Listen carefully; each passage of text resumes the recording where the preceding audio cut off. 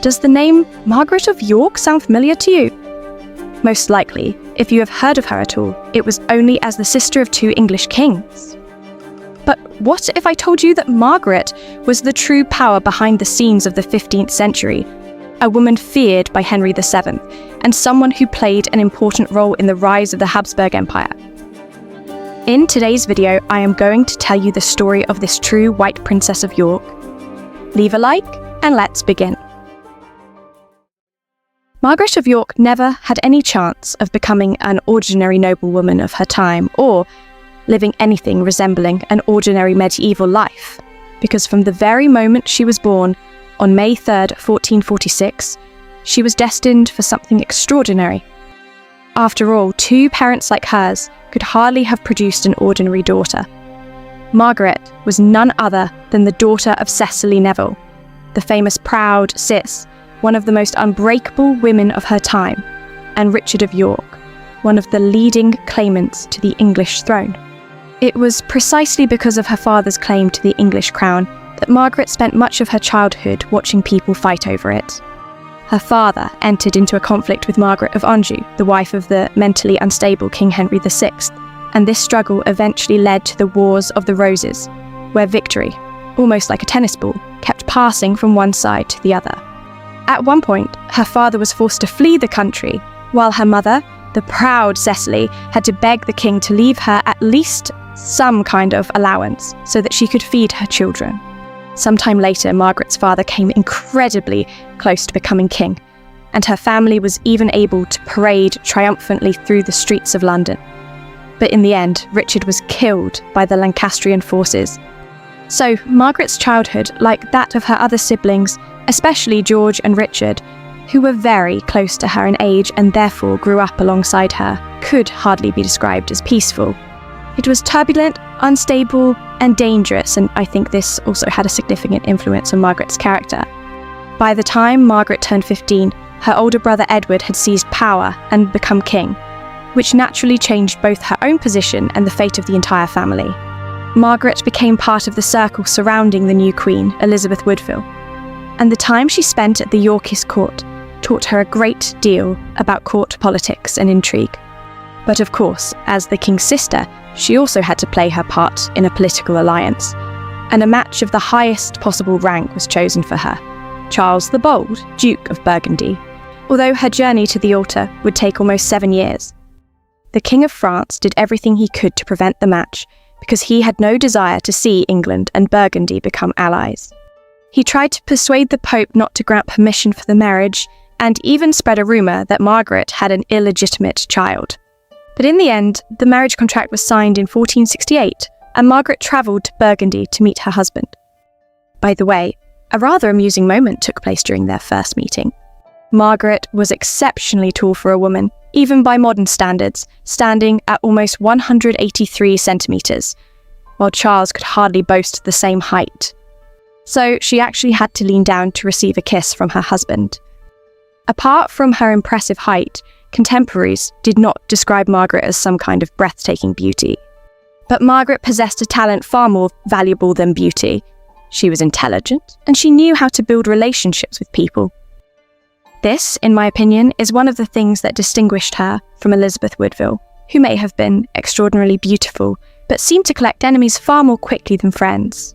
First of all, as soon as Margaret arrived at her husband's court, she became friends with her mother-in-law, Isabella, which has never been the easiest task for any woman. Secondly, Margaret immediately developed a warm relationship with her stepdaughter Mary, for whom she would remain one of the most trusted people and closest allies for the rest of her life. She even managed to win over the people of her new duchy. When Margaret was carried through the city in a litter before the wedding, she did not hide herself from the wind or the rain, which had apparently been pouring down like a wall in those days. Instead, she simply waved to the people, showing them her friendliness and goodwill. It may seem like a tiny detail, but you have to agree that all these small moments come together to form a much larger picture of the kind of woman she was. By the way, the people of Bruges, where the wedding took place, loved Margaret's wedding celebration so much that they still recreate the ceremony in historical reenactments, attracting crowds of tourists. Tell me, How many other royal weddings have received that kind of honour? By the way, Margaret brought a magnificent crown with her from England for her wedding. It has survived to this day and is quite unique because only 2 medieval English crowns have come down to us, while most medieval royal jewellery was destroyed during the English Civil War.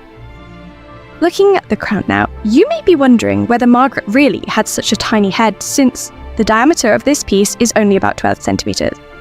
In reality, she most likely wore it over a hennin, the fashionable pointed headdress of the time.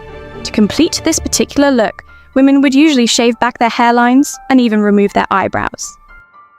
Although the relationship between Margaret and her husband was apparently quite good, and there was no enormous difference in age between them, they never had children. Margaret hoped very much to become a mother, because this was considered a woman's duty at the time, and her own mother had given birth to no fewer than 12 children. But Charles spent so little time with his wife that historians can practically count their meetings on their fingers, and he did not even share her bed on their wedding night. Margaret, therefore, directed all her boundless energy towards her stepdaughter and towards helping her husband govern their truly enormous territories. She travelled constantly, visiting their lands and completing no fewer than 28 ducal tours, which, in a time without cars or aeroplanes, must have been incredibly exhausting. She also raised money and gathered men for the endless wars in which her husband was involved, while at the same time supporting science and the arts. William Caxton, who introduced the new art of printing to England, even named Margaret as one of his patrons. On January 5th, 1477, Margaret's husband, Charles, was killed in battle against the Swiss. As you may remember, waving a sword around on the battlefield was one of his favourite forms of entertainment. Margaret was only 34 years old, which made her a relatively young widow who could easily have married again. Instead, she chose to devote herself entirely to her stepdaughter Mary, and without Margaret's support, the young woman would have had almost no chance of saving Burgundy her crown or even her position as duchess from the French.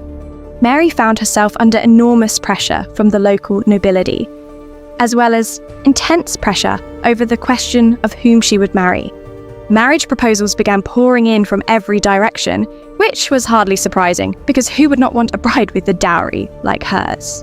But Margaret recommended only one candidate to her stepdaughter, Maximilian, the 18-year-old son of Frederick III, the Holy Roman Emperor. Maximilian was as poor as a church mouse, but he could become the man capable of helping Mary in her struggle against France.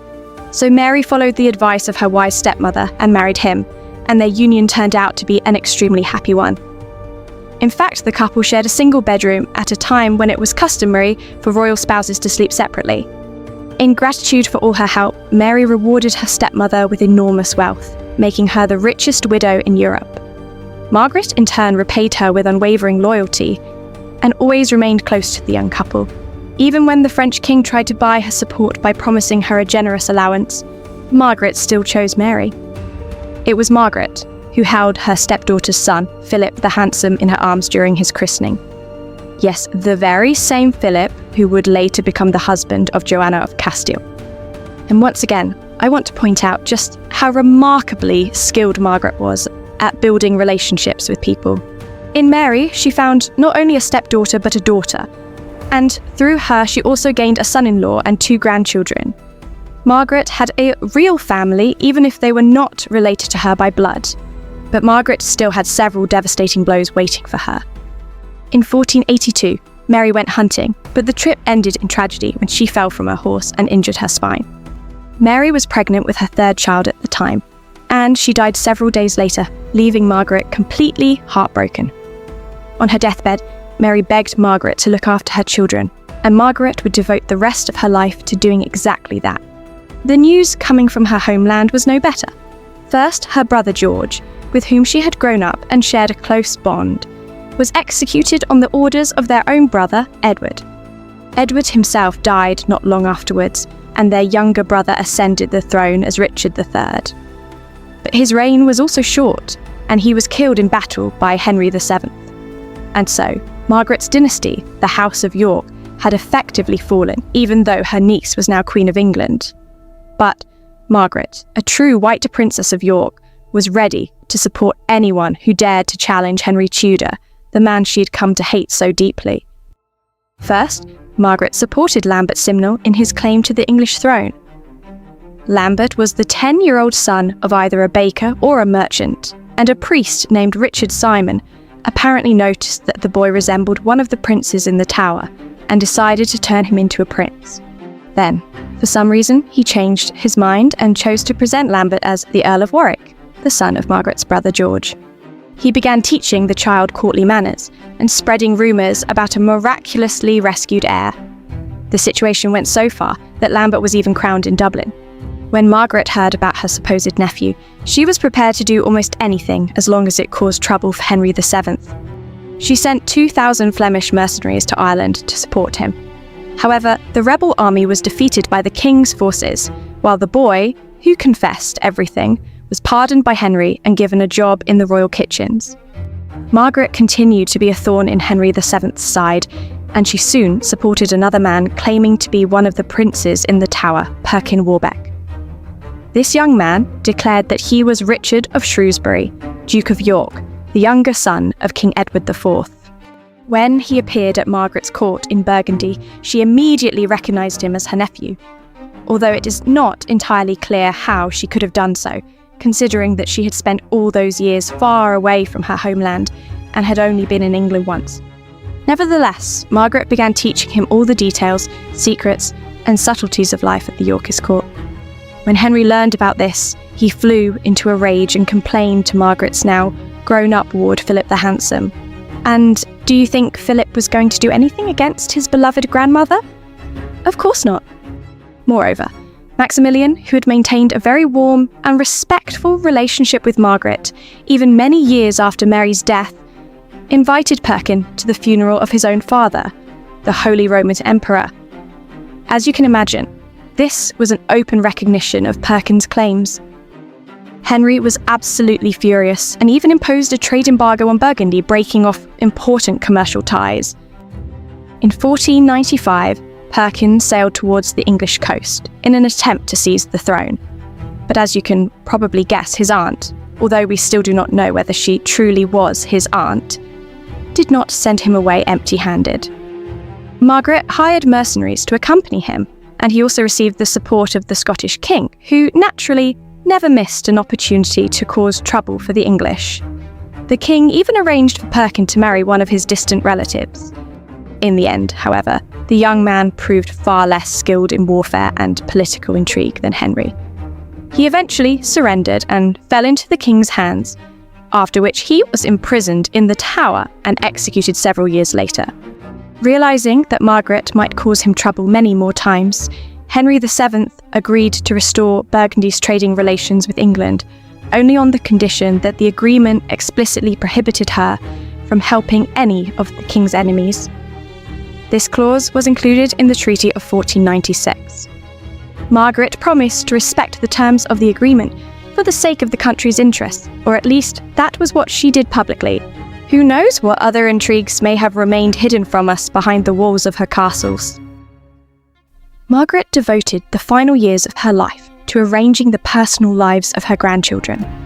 Her grandson, Philip the Handsome, married Joanna of Castile, whom he would later accuse of madness and who is probably better known to you as Joanna the Maid. The younger Margaret, meanwhile, married Joanna's brother John, but he died during the first year of their marriage, and the child she was carrying was stillborn. She helped raise the children of Joanna and Philip, including the future Emperor Charles V, who would become one of the most important Habsburgs and one of the principal architects of their empire. Margaret died on November 23rd, 1503, at the age of 57, and was deeply mourned by the members of a family who were not related to her by blood, but whom she had chosen to make her own. Unfortunately, Margaret of York has been unfairly overshadowed by the more famous figures of the Wars of the Roses, but it was Margaret who kept Henry VII constantly on edge, who held the French in check, and who helped shape the future of the Habsburg dynasty. She may have been only one piece on the great chessboard of history, but she knew exactly how to move the others. That is why she has become one of my favourite women in history. The only question is, after this video, has she become one of yours? If so, leave a like, make sure you are subscribed to the channel, and I'll see you in the next video.